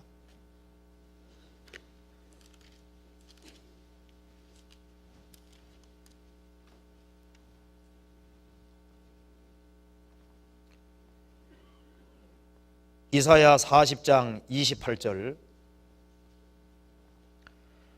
너는 알지 못하였느냐 듣지 못하였느냐 영원하신 하나님 여호와 땅끝까지 창조하신 자는 피곤치 아니하시며 곤비치 않으시며 명철이 한이 없으시며 피곤한 자에게는 능력을 주시며 무능한 자에게는 힘을 더하시나니. 그 다음 같이 읽어보겠습니다. 소년이라도 피곤하며 곤비하며 장정이라도 넘어지며 자빠지되 오직 여호와를 앙망하는 자는 새 힘을 얻으리니 독수리에 날개치며 올라감 같을 것이요 다른 박질하여도 곤비치 않으겠고 걸어가도 피곤치 아니하리로다. 구원받지 아니한 사람은 노를 저어서 대륙을 항해하려고 하는 대양을 항해하는 사람 똑같은 거예요. 구원받은 사람은 마음을 주님께로 열고 주님의 도우심을 바라는 속에서 같이 교제하고 살아가면은 그 속에서 주님의 도우심과 주님의 보이지 않는 힘이 있습니다. 그래서 여기 말하기를 피곤한 자에게는 능력을 주시며 무능한 자에게는 힘을 더하시나니 소년이라도 피곤하며 곤비하며 장정이라도 넘어지며 자빠지되. 현대인은 피곤합니다. 그러니까 직장생활을 하라 가정생활을 하랴 얼마나 힘들어요. 근데 구원받은 사람은 신앙생활까지 하잖아요. 구원받은 사람에게 그리스도인들이 하는 식으로 신앙생활을 하라 그러면 어떻게 하겠습니까? 뭐 장정이든 누구든 다 넘어 자빠질 겁니다. 그런데 구원받은 사람은 이상하게도 새로운 힘이 있습니다. 이게 말하기를 오직 여호와를 앙망하는 자는 새 힘을 얻으리니. 새로운 힘을 주님께서 계속 주시는 겁니다. 독수리에 날개치며 올라감 같을 것이요 모든 것을 극복하는 힘이죠. 다른 박질하여도 곤비치 않게 걸어가도 피곤치 아니로다. 계속적으로 달려갈 수 있는 힘을 주님께서 주신다 그 말입니다. 내 혼자 힘으로 노를 지어서는 대양을 항해하기 어려울지라도 이 바람을 받으면 잘 갈 수 있습니다. 그래서 보이지 않는 주님의 힘이 있고 그것이 구원받은 무리 가운데 같이 거하는 겁니다. 그렇기 때문에 구원받고 난 이후에 교회라는 것이 뭔지를 알아야 되고 교회 안에 주님의 성령의 공급이 뭔지를 알아야 됩니다. 그래서 구원받은 사람들이 모인 무리 속에 교제 속에 주는 영이시니 주의 영이 계신 곳에는 자유함이 있느니라. 주의 영이 같이 계시고 주님의 영이 바꾸시는 게 있는 거예요. 그리고 이제 이 배가 항해하는 데 있어서 갖춰야 될 기본적인 것들을 한번 생각해 보면 그 배가 항해하려면 뭐가 있어야 되겠습니까? 나침반하고 배가 해도가 있어야 될 거예요. 바다 지도가 있어야 되고 나침반이 있어야 됩니다. 그것처럼 이 신앙의 항해에 있어서 필요한 것이 뭘까요? 나침반과 해도에 해당되는 것이 뭘까요? 그게 뭘까요? 하나님 말씀이죠. 그래서 주의 말씀은 내 발의 등이요 내 길의 빛이니이다. 그래서 주님 말씀은 나침반 역할을 하고 주님 말씀은 해도와 같은 역할을 하는 겁니다. 바다 항해하는 사람은 바다 길을 잘 알아야 됩니다. 그래서 이 신앙의 길은 말씀을 따라서 잘 가야만 정확히 할 수 있는 거예요. 주의 말씀은 내 발의 등이요 내 길의 빛이니이다. 그리고 항해하는 사람은 기상관측의 길을 잘 기울여야 됩니다. 우리는 주님 음성을 잘 들어야 되는 거예요. 성경에 말씀하기를 성령을 소멸치 말며 그랬습니다. 오늘날 너희가 그의 음성을 듣거든 너희 마음을 강팍해 말라. 오늘은 이 부두에 정박하고 있어야 되는데 몰고 나가면 안 되는데 기어코 기상관측을 안 따르고 나갔다가 아주 혼나는 수도 있잖아요. 오늘날 너희가 그의 음성을 듣거든 너희 마음을 강팍히 말라. 성령을 소멸케 마라 그랬습니다. 성령께서 요구하시고 원하시는 그런 것들이 있는데 그런 것을 물을 붓는 것처럼, 불 끄기 위해서 물을 붓는 것처럼 그걸 억지로 누르고 하지 말으라 그 말입니다. 성령을 소멸케 하지 마라 그랬잖아요. 배가 먼 길을 항해하기 위해서는 그 양식과 물이 있어야 될 거예요. 성경 말씀은 나침반과 해도인 동시에 성경 말씀은 또 양식과 물입니다. 그리고 이 배가 이제 항해하다 보면은 계속 항해하기는 어렵잖아요. 가끔 이렇게 항구를 들르는데요. 근데 그 항구를 잘 들러야 됩니다. 어떤 사람은요, 이제 직업을 가지고 있는 직업이 이렇게 지방으로 다니는 사람 같은 경우 일종의 항구를, 교회라는 항구를 들를 때 엉뚱한 교회에 들러가지고 물드는 사람도 생길 수 있어요. 그러니까 이 아무 교회 다니면 안 됩니다. 잘못하면은요 큰일 나는 수가 있는 거예요. 성경에 항구에 대한 얘기 나와 있는 거 한번 찾아봅시다. 시편 107편에 여기 어부가 있으면 참 좋겠는데요. 어부, 예. 시편 107편 찾아봅시다. 107편 23절에 봅시다.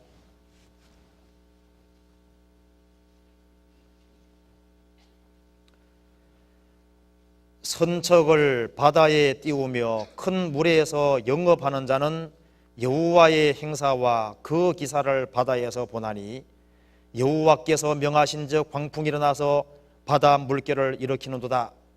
저희가 하늘에 올랐다가 깊은 곳에 내리니 그 위험을 인하여 그 영혼이 녹는도다. 저희가 이리저리 구르며 취한 자같이 비틀거리니 지각이 혼돈하도다. 이에 저희가 그 근심 중에서 여호와께 부르짖음에 그 고통에서 인도하여 내시고 광풍을 평정히 하사 물결로 잔잔케 하시는도다. 저희가 평온함을 인하여 기뻐하는 중에 여호와께서 저희를 소원의 항구로 인도하는도다. 제가 배타문에게 얘기 들어보니까 파도가 5m 치면요 배 탄 사람은 10m랍니다. 5m 올라갔다가 또 내려가거든요. 그러니까 파도 5m 치면은 배는 10m로 왔다 갔다 하는 거랍니다. 그래서 이거 읽어드리니까 꼭 맞대요. 이거 배타문은 얘기 안 하는데 꼭 맞답니다. 그래서 하늘에 올랐다가 깊은 곳에 내리니 그 위험을 인하여 그 영혼이 녹는도다. 이거 아주 꼭 이렇다고 얘기하더라고요. 그리고 이제 저희를 소원의 항구로 인도하시는도다. 그래서 먼 길을 항해할 때는 가끔 항구에 들를 필요가 있습니다. 그것처럼 이 교회가 일종의 항구입니다. 항구. 근데 이 구원받은 사람들이 모인 무리가 진짜 꼭 필요한 항구라고 할 수 있는데 항구에 잘못 들르면 아주 약탈당하고 손해보는 경우도 많잖아요. 그래서 그 다음에 또 한 가지 생각할 것은 이 항해하는데 위험 요소도 우리가 꼭 짚고 넘어가야 됩니다. 그래서 이 항해를 할 때는 반드시 목적지까지 정확히 간 길을 정확히 알 필요가 있는 거예요. 그렇잖아요. 그것처럼 구원받은 사람은 구원받고 난 이후에 정말 이 성경 속에서 천국까지 갔던 그 사람 길을 뒤를 따라야 되는 겁니다. 화이 있을진저 이 사람들이여 가인의 길에 행하였으며, 가인의 길은 그 망하는 길이거든요. 구원받은 사람은 아벨의 길을 가야 됩니다. 아벨은 양을 죽이고 그 피에 기대잖아요. 아브라함과 이삭과 야곱의 길입니다. 애굽에서 가나안까지 가는 길인 거예요. 예수님이 걸어갔던 발자취고 사도들이 갔던 그 길을, 그 뒤를 그대로 따라가야 되는 겁니다. 즉 좁은 문을 통과하고 좁은 길을 다 가면 천성이 나오는 거예요. 그런데 주님께서 정하신 코스대로 가지 아니하면 위험한 겁니다. 그래서 역대 모든 그리스도인들, 거듭난 그리스도인들이 걸어갔던 정상적인 코스가 있습니다. 그건 닦여진 길이기 때문에 그 길로 가는 것이 가장 안전한 거예요. 비행기도 항공로가 있습니다. 배도 한국에서 미국까지 갈 때 어느 코스로 가는 것이 가장 안전한지 그 코스가 있는 겁니다. 천국까지 가는 것도 막연하지 않습니다. 정확한 코스가 있거든요. 그래서 철로역정 그 책을 구원받으신 분은 꼭 한번 읽어보는 게 좋아요. 갓 구원받으신 분은 그 기독도가 좁은 문을 통과하고 좁은 길을 걸어가서 천성까지 이르는 그 과정을, 그 기본적인 맥락이 아주 성경하고 일치를 합니다. 그래서 우리가 성경 한번 찾아볼까요? 잠언 15장 한번 찾아봅시다. 잠언 15장 24절에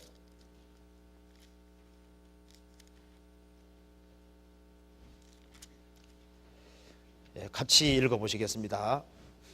지혜로운 자는 위로 향한 생명길로 말미암음으로 그 아래에 있는 음부를 떠나게 되느니라. 구원받은 사람은 항해를 하긴 하되 생명길로 가는 겁니다. 근데 생명길인데 어디로 항해 있습니까? 위로 향한 생명길로 얼면으로. 그러니까 우리가 성경에 아는 대로 예루살렘에서 여리고까지 가는 길은 올라가는 길입니까? 내려가는 길입니까? 그건 내려가는 길인 거예요. 여리고에서 예루살렘 가는 길은 올라가는 길입니다. 실제로 올라가는 길이에요. 천성으로 가는 길은 위로 향한 생명길이라 했기 때문에 내려가는 길은 어려워요, 쉬워요? 쉽죠. 위로 가는 길은 어려워요, 쉬워요? 일단 위로 가는 길은 어려운 겁니다. 그래서 위로 향한 생명길로 말미암음으로 그 아래에 있는 음부를 떠나게 되니라. 근데 위로 향한 생명길을 가는 그 길에는 눈물 골짜기도 있고 그런 여러 가지가 있는 거예요. 그래서 이 위로 향한 길은 이건 쉬운 길만이 아닙니다. 구원받고 난 이후에 위로 향한 생명길 속에는 눈물 골짜기라는 것이 있기 때문에 눈물이 쑥쑥 빠지는 그런 길도 있습니다. 그래서 신앙의 길이라는 건 참 엄숙한 거잖아요. 그래서 일단 항해하는 사람은 그렇지만 그게 좁은 길이고 그것이 가장 안전한 길이기 때문에 그 길로만 가야 되는 겁니다. 그 길로만. 그리고 배가 항해하는 데 있어서 위험한 것은 암초인 거예요. 암초. 이건 우리가 좀 반드시 짚고 넘어가야 됩니다. 유다서 1장 한번 찾아봅시다. 유다서 1장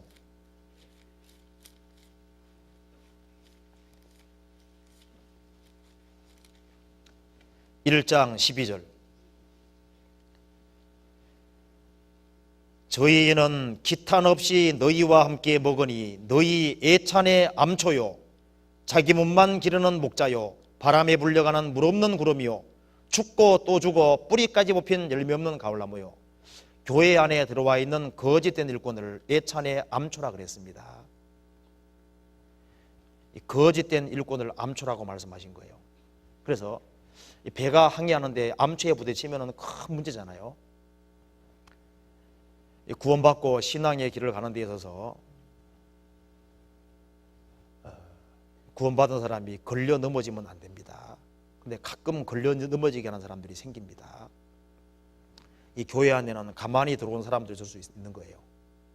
그 다음에 구원받은 사람이 엉뚱한 사람 만나가지고 암초 같은 사람 만나서 신앙이 아주 안 좋아지는 그런 사람이 생길 수 있습니다. 예찬의 암초요 거짓된 교리도 일종의 암초입니다. 너희가 다름질을 잘 하더니 누가 너희를 꾀더냐. 구원받고 신앙의 다름질을 잘 하는데 엉뚱한 교리가 들어와서 그냥 들거덕 걸려버리는 거예요. 그리고 육신에 속한 이런 잘못된 행동들 때문에 다쳐가지고 영혼에 큰 상처를 받고 마음에 큰 문제가 되고 그런 경우가 생길 수 있는 겁니다. 그래서 구원받고 난 이후에 주님 앞에 가는 그날까지 그 신앙의 길을 항해하는 그 길에 이 암초 같은 것이 이게 위험한 거예요. 그래서 구원받은 사람들 중에 혹시 거짓된 일꾼들을 만나서 그런 거짓된 것을 받아들이면 일종의 암초로 작용합니다. 그 신앙에 완전히 백해무익한 거예요. 주님께서 구원받은 사람들을 무리로 연결시켰고 그 속에 주님께서 같이 계실 때 주님께서는 꼭 필요한 것을 가르쳐 주시는 거예요. 그런데 이 교회 안에서 주님께서 말씀을 가르쳐주는 그런 거 싫고 거짓된 일꾼들에게 연결돼 가지고 거짓된 가르침을 받으면 그것이 일종의 잘못된 교리 같은 건 일종의 암초입니다. 그래서 도덕적으로 죄를 지은 사람들은 돌아오는 경우가 생겨도 잘못된 교리에 오염된 사람은 돌아오는 사람이 거의 드물어요. 크게 파산하는 겁니다. 물론 배가 구원받은 사람은 파산은 하지 않겠지만 신앙에 진보를 할 수가 없는 거예요. 배에 위험한 것이 이제 암초라는 겁니다.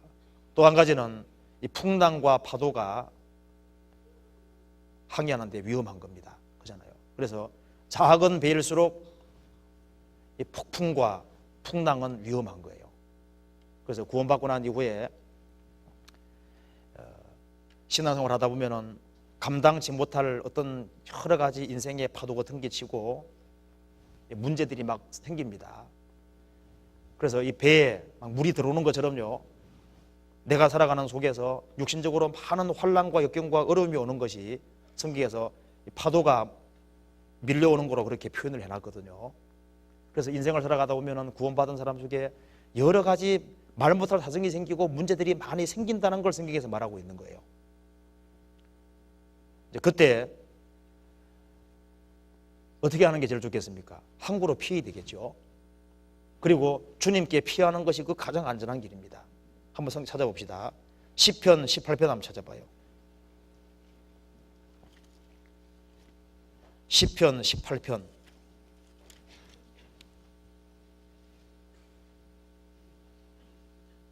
4절에 봅시다. 다윗이 위험을 당한 것을 이렇게 표현했습니다. 사망의 줄이 나를 얽고 불의의 창소가 나를 두렵게 하였으며, 사망의 줄이 나를 얽고 불의의 창소가 나를 두렵게 하였으며. 시편 69편에 또 봅시다. 69편 1절에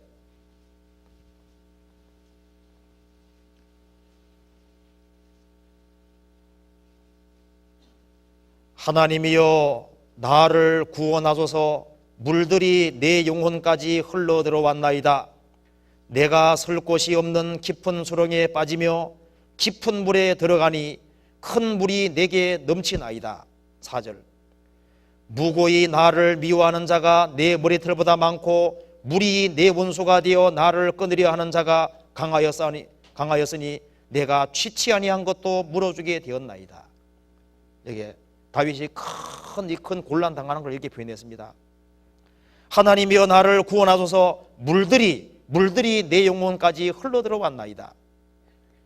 내가 설 곳 없는 깊은 수렁에 빠지며 깊은 물에 들어가니 큰 물이 내게 넘치나이다. 이 배에 막 물이 넘치는 것처럼 영혼에 막 엄청난 혼란과 어려움이 몰려오는 겁니다. 그래서 무고히 나를 미워하는 자가 내 머리털보다 많고 물이 내 원수가 되어 나를 끊으려는 하는 자가 강하였으니 내가 취치 아니하는 것도 물어주게 되었나이다. 살아가는 속에서 많은 대적이 생기고 많은 문제들이 생기는 그것이 일종의 파도다 그 말입니다. 그런데 구원받은 사람은 주님이 같이 계시기 때문에 안전한 거예요. 시편 124편 보시겠습니다. 1절 124편 1절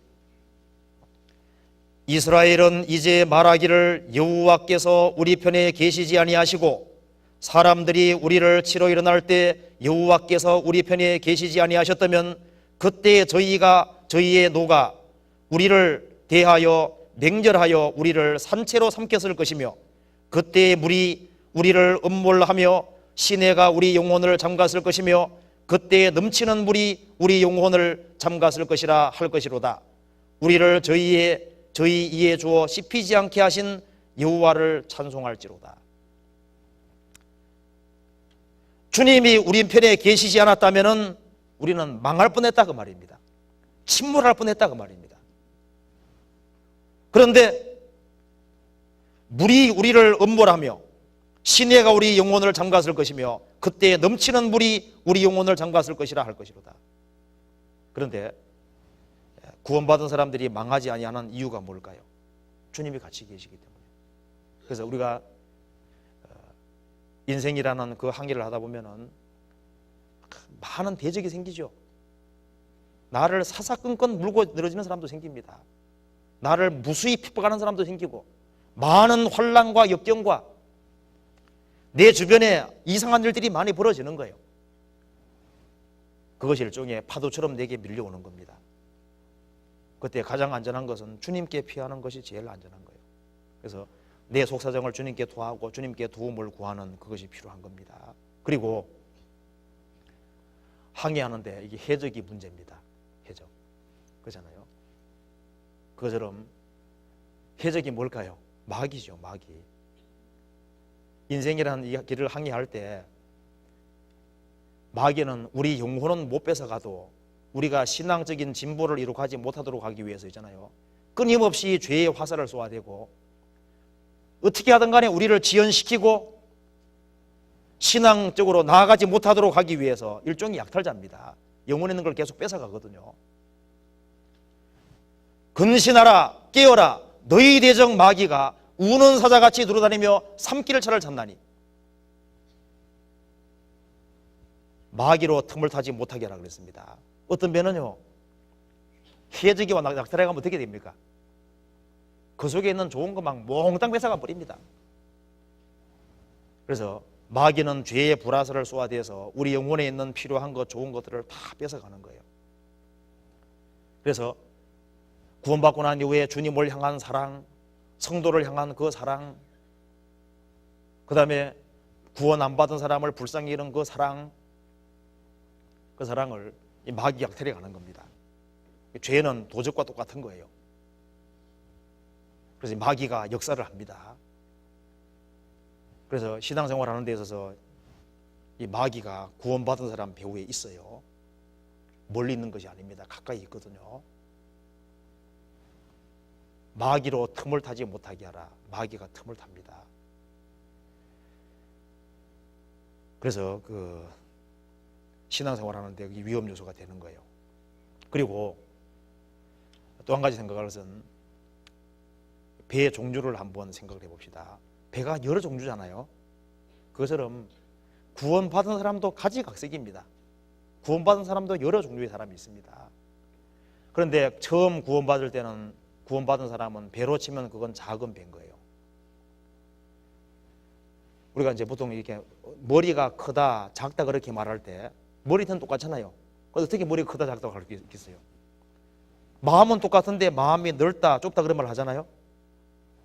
똑같은 영혼인데 영혼이 더 많은 것을 포함시킬 수도 있고 더 적은 걸 포함시킬 수도 있습니다. 배도 작은 배가 있고 큰 배가 있는 것처럼, 근데 구원받고 처음에는 사실 작은 배라고 할 수 있는 거예요. 그래서 조금만 풍랑이 일어도 위태위태합니다. 자, 구원받고 신앙이 성장한다는 것은 뭐예요? 그건 작은 배에서 일종의 큰 배가 점점 되어 가는 겁니다.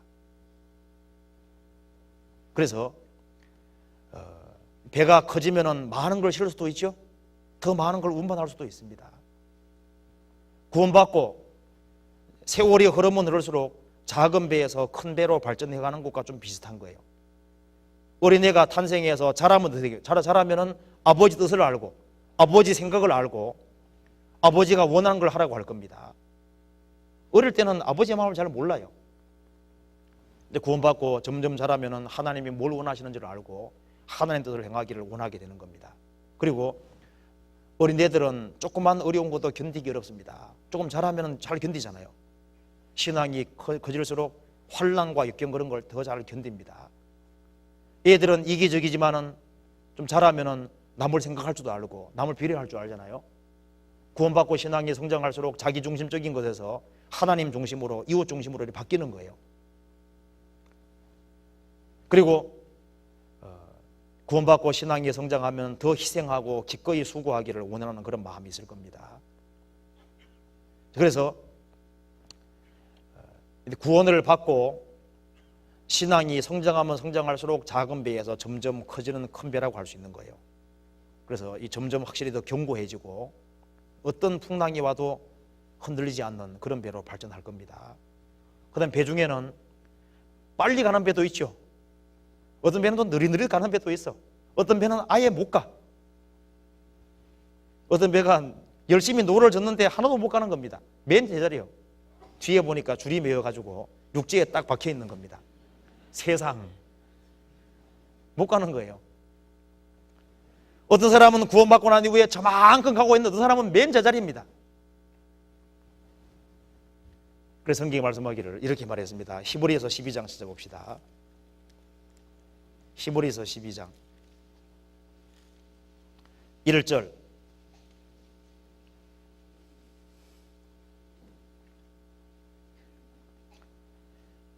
이러므로 우리에게 구름같이 둘러싼 허다한 증인들이 있으니 모든 무거운 것과 얽매이기 쉬운 죄를 벗어버리고 인내로서 우리 앞에 당한 경주를 경주하며. 다른 박질을 잘하려면 무거운 것 들고는 다른 박질을 하기 어렵습니다. 그리고 얽매이기 쉬운 죄를 벗어버리고, 얽매인 게 있으면 달려갈 수가 없잖아요. 그래서 얽매이기 쉬운 죄를 벗어버리고, 그래서 이 죄에게 붙들리면은 신앙이 진보할 수 없거든요. 그래서 마귀는 어떻게 하든 간에 구원받은 사람들을 세상 줄로 묶어가지고 기꺼이 신앙생활을 열심히 하는 것을 막으려고 하는 거예요. 그래서 우리 살아가는 속에서 좀 불필요한 모임들이 있으면은 봐서 이거는 천년 내게 아무 도움이 안 된다 싶으면요, 그런 줄도 좀 끊는 것이 필요해요. 그래서 신앙적으로 내가 장애되는, 열심히 달려가는데 장애되는 그런 거 끊는 것이 필요합니다. 그래서 그렇게 해서 잘 달려가야 되는 거예요. 근데 빠른 배는 물론 좋긴 좋지만 정말 자기 코스로 잘 가고 있는지 그것도 생각해야 되거든요. 너무 빨리 가면 또 위험할 수도 있어요. 그렇죠? 그 주님이 선장이시라면 주님이 적절하게 맞춰가지고 가실 겁니다. 그래서 구원받은 사람은 이게 적절하게 보조를 맞춰 갈 거예요. 이 배는 혼자 가는 것보다가 같이 가면 더 안전할 거 아니에요. 근데 나는 다른 배 싣고 나는 내가 혼자만 다니겠다고 하는 배 있잖아요. 그런 배는 오히려 약탈당하기 쉽습니다. 구원받은 사람들이 무리로 가는 게 가장 안전한 길이에요. 그리고 배 중에 보면은 많이 실은 배도 있고 하나도 텅텅 비어있는 배도 있죠. 자, 구원받고 난 이후에 구원받은 사람 영혼 속에는 뭔가 신령한 것도 들어가 있고 뭐가 좀 들어가 있어야 될 거예요. 남에게 뭐 줄 게 있어야 될 거 아니에요. 그리고 이제 이 구원받은 사람은 사실 작은 배에서 이제 점점 큰 배로 발전하는 것이 사실이고, 그리고 처음에는 더디게 가다가 점점 빨리 가는 그런 식으로, 그래서 있는 자는 받아서 어떻게 됩니까? 더 풍족하게 되도록 주님께서 하시는 거예요. 그리고 이 험악한 세상을 혼자 항해하려는 사람은 어리석은 사람인 겁니다. 그래서 무리에게서 나뉘는 자는 어떻게 된다 그랬습니까? 자기 소욕을 따르는 자라 온갖 참죄를 배쳐가느니라. 구원받은 무리를 떠나서 내 혼자 항해하겠고 내 혼자 신앙의 길을 가겠다는 사람은 그 어리석은 사람입니다. 그래서 구원받고 난 이후에 이제 항해를 시작했는데, 이제 주님 오실 때는 항해를 마치는 날이잖아요. 그때 이제 어떤 모습으로 들어오는지가 이게 문제인데, 파선되기 직전 모습으로 들어오면 어떻게 되겠습니까? 그러면 안 되죠. 처음에는 비어 나가서도 항해를 마칠 때는 보석을 많이 싣고, 그리고 점도 흠도 없이 들어오면 얼마나 좋겠습니까? 주님께서 그렇게 되라고 요구를 하시는 겁니다. 성경 베드로후서 한 두 구절만 더 봅시다. 베드로후서 1장 10절에 1장 10절 그러므로 형제들아 더욱 힘써 너희 부르심과 택하심을 굳게 하라. 너희가 이것을 행한즉 언제든지 실족지 아니하리라. 그리하면 우리 주 곧 구주 예수 그리스도의 영원한 나라에 들어감을 넉넉히 너희에게 주시리라. 구원받고 난 이후에 믿음의 덕을, 덕의 지식을, 지식의 절제의 절제를, 인내를, 인내의 경건을, 경건의 형제의를, 형제의 사랑을 공급하라. 이것을 행하면은 언제든지 넘어지지 아니리라. 이같이 하면은 우리 주 곧 구주 예수 그리스도의 영원한 나라에 들어감을 넉넉히 너에게 주시리라. 다른 번역본에는 대환영하리라 그렇게 되어 있습니다. 베드로후서 3장 14절 같이 읽어보겠습니다. 같이 읽겠습니다. 그러므로 사랑하는 자들아 너희가 이것을 바라보나니 주 앞에서 점도 없고 흠도 없이 평강 가운데서 나타나기를 힘쓰라. 주 앞에서 점도 없고 흠도 없이 평강 가운데서 나타나기 힘쓰라. 항해를 무사히 잘 마치고 평강 가운데 점도 흠도 없이 잘 보존된 상태에서 주님 앞에 서기 힘쓰라. 그렇게 얘기를 했습니다. 그래서 우리가 신앙생활을 시작해가지고 끝까지 신앙생활을 잘 해서 주님 앞에 선다면 주님께서 굉장히 기뻐하실 겁니다. 그래서 이 성경 속에서 영혼이라고 하는 것은 일종의 배와 비슷하다고 얘기를 하신 겁니다. 배. 그래서 신앙생활에서 제일 확실한 가장 기본적인 기초는 믿음이 확실하냐? 확실해야 되고 믿음이 확실히 있고 그 다음에는 다시 확실히 있어야 됩니다. 소망이 확실해야 돼요. 그래서 하나님의 그 약속의 말씀을 굳게 붙잡는 그것이 있어야 될 거예요. 배에 키가 필요한 것처럼 신앙생활의 방향이 확실해야 되고 그리고 이제 구원받고 나면은 주님이 내 주인이라는 걸 알아야 되고 그 다음에 주님께서는 우리에게 바람을 주시고 우리를 도와주려고 하는데 우리 쪽에서 기본적으로 순종하는 것이 있어야 되는 겁니다. 그래서 돛대를 튼튼하게 하고 돛대 밑을 튼튼히 하고 돛을 달고 인간 편에서 기본적으로 해야 될 순종인 겁니다. 그리고 이 성경 말씀은 나침감과 해도에 해당되기 때문에 이거 성경 버리면 안 되거든요. 성경을 항상 보고 잘 가야만 바르게 갈 수 있는 거예요. 그리고 구원받은 사람이 항상 같은 그 길로 가는 것이 제일 안전한 겁니다. 이 성경 속에 나와 있는 인물들이 걸어갔던 그 길로 가는 것이 제일 안전한 길인 거예요. 나는 성경 속에 나와 있던 그 천국 간 그 사람들의 길로 가기 싫고 내 편리한 대로 가겠다. 근데 그렇게 하면 안 되죠. 그리고 신앙생활 하는 속에서 구원받은 사람 중에 혹시 암초에 부딪히는 사람이 있어요. 저도 구원을 받고 난 이후에 지금까지 쭉 보면은 잘못된 사람들을 만나가지고 신앙이 엉망이 돼서 떨어져 나가는 사람들을 꽤 봤거든요. 암초가 있습니다.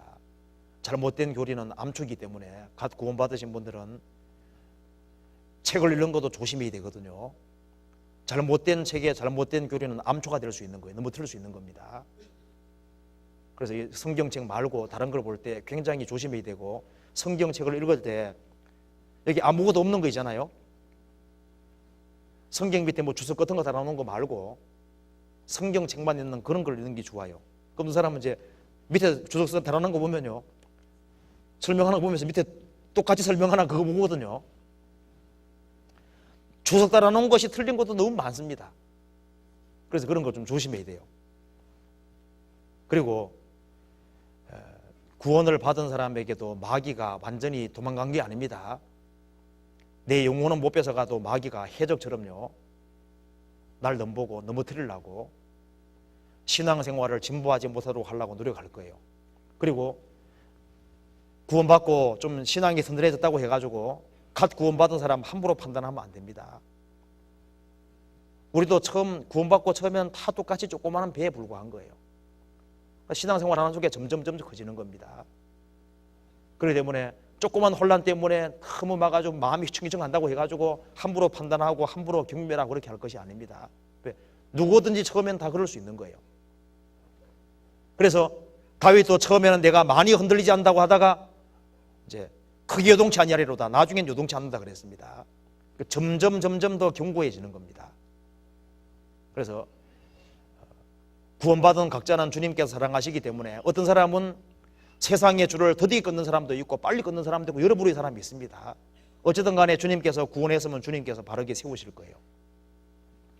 우리의 간절한 바람은 처음에 시작할 때 확실한 걸 끝까지 잡아가지고 주님 오시는 그날까지 견고하게 해서는, 그러게 되기 위해서는 같이 항의하는 것이 가장 필요한 겁니다.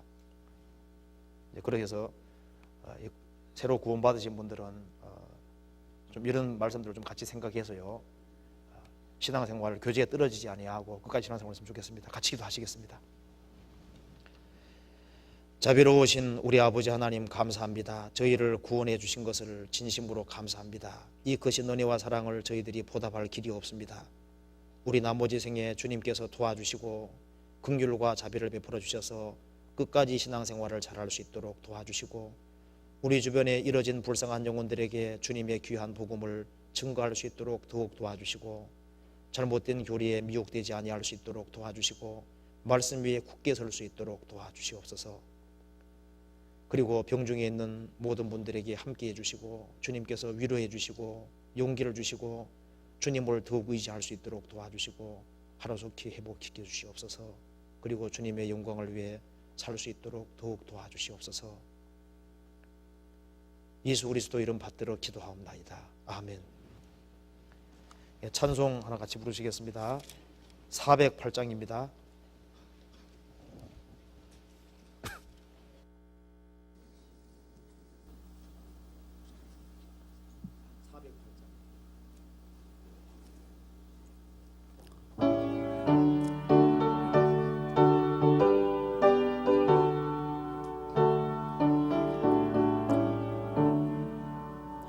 내 주 하나님 넓고 큰 은혜는 저 큰 바다보다 깊다. 너 곧 닷줄을 끌러 깊은 데로 저 한가운데 가보라. 언덕을 떠나서 창파에 배 뛰어 내 주 예수 은혜의 바다로 내 맘껏 쳐가라. 왜 너 인생은 언제나 거기서 저 큰 바다 물결 보고 금인 모르는 깊은 바닷속을 한 번에 하려 안 보나. 언덕을 떠나서 창파에 배 띄워 내 주 예수 은혜의 바다로 내 맘껏 쳐가라. 많은 사람이 얕은 물가에서 저 큰 바다 가려다가 찰싹거리는 작은 파도 보고 마음이 졸여서 못 가네. 언덕을 떠나서 창파에 배 띄워 내 주 예수 은혜의 바다로 내 맘껏 쳐가라. 자 곧 가거라. 이제 곧 가거라. 저 큰 은혜 바다 향해 자 곧 내 너를 저 깊은 데로 가라. 망망한 바다로 언덕을 떠나서 창파에 배 띄워 내 주 예수 은혜의 바다로 내 맘껏 쳐가라. 양보해 주시겠습니다.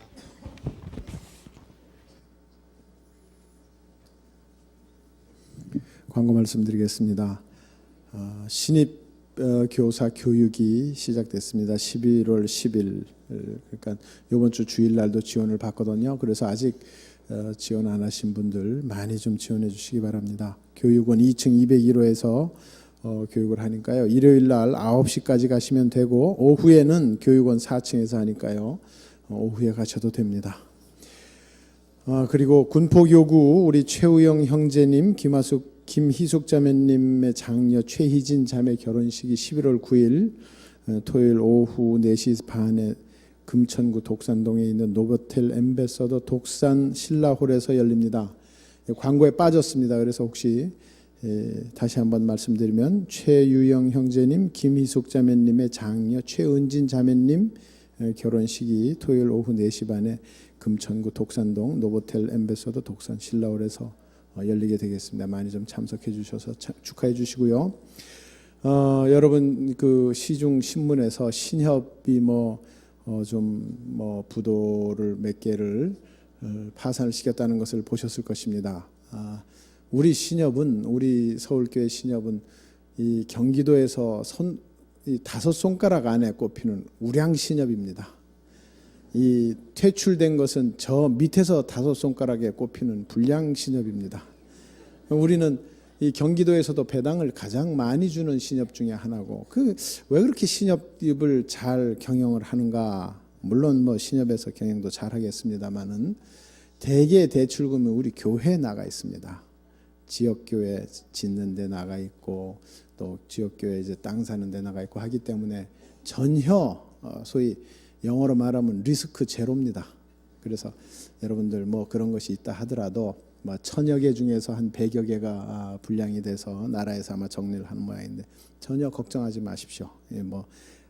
아주 최고의 신협에 있다는 것을 아시고요. 언젠가는 이 신협이 배당이 너무 많아가지고 전부 신협 자본금을 넣으시려고 했는데 신협에서 너무 자본금이 넘쳐서 좀 이렇게 거부한 것을 여러분들이 기억하실 것입니다. 그 상태와 거의 다름이 없는데요. 지금은 자본금을 적절히 넣으셔도 좋습니다. 우리 신협이 아주 교회당을 짓는데 전국에 아주 굉장한 힘을 발휘하고 아주 하나님의 일에 참 훌륭하게 쓰이면서 우리 형제 자매들에게 아주 높은 배당을 하고 있습니다. 최고 우량 신협 걱정하지 마시고 많은 이용을 바라고요. 특히 많은 예탁을 해주시기 바랍니다. 광고 마치겠습니다. 마치겠습니다.